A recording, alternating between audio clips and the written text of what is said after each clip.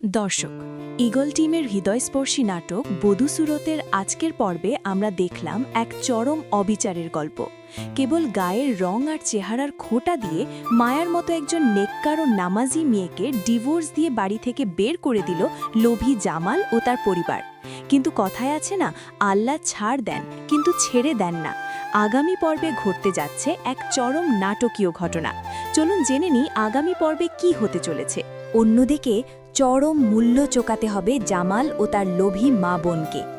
৫ লাখ টাকা আর ২.৫ ভরি স্বর্ণের লোভে তারা মায়াকে তাড়িয়ে যে সুন্দরী বউ ঘরে এনেছিল, সেই মেয়েটি আসলে একটি বড় প্রতারক চক্রের সদস্য।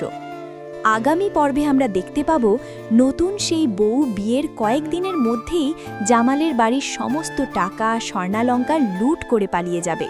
শুধু তাই নয়, উল্টো জামালের পরিবারের নামে নারী নির্যাতনের ভুয়া মামলা দিয়ে তাদের পুলিশ এবং জেলের ভয় দেখাবে। যে মা আর বোন টাকার অহংকারে মাটিতে পা ফেলছিল না, তারা পথে বসে যাবে। অপমানে আর লজ্জায় পরিবারের কেউ একজন বিষ পানেরও চেষ্টা করবে বলে প্রমোতে ইঙ্গিত দেওয়া হয়েছে।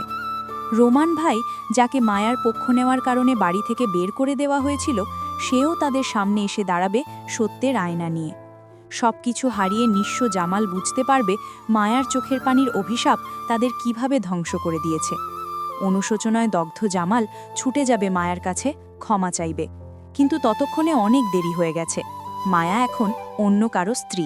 মায়ার জীবনের এই ঘুরে দাঁড়ানোর গল্প দেখতে চোখ রাখুন আগামী পর্বে।